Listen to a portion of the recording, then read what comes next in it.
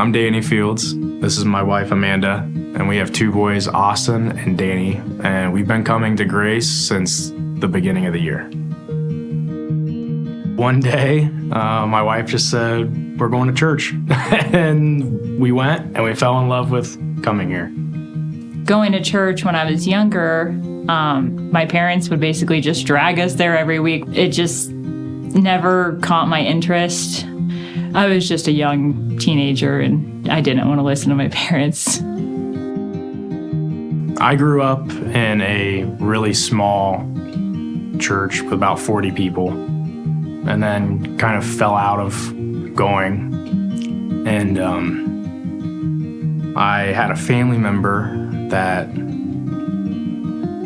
took their life in front of me. So I was very upset about that.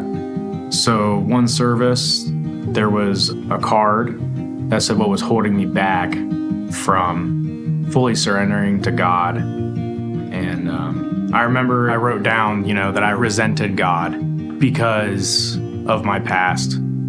And that was the moment that, I fully accepted God and just let him be the leader of my life. The first Sunday we came here, I can't even explain the emotions like we both felt. Coming here, it just felt like where we were supposed to be. Like home. Yeah, it felt like home. At the end of the service, I prayed to God and I told him, I'm like, this is where I want to be and this is where I need to be and I need you in my life. I was praying later that day and something just was telling me like, hey, it's time to get baptized. And then we ended up getting baptized, and that was one of the best days of my life. We've been married for 9 years, and that was the most special moment of our marriage, I feel like. Oh, yeah. Yeah. I'll never forget that day. Yeah.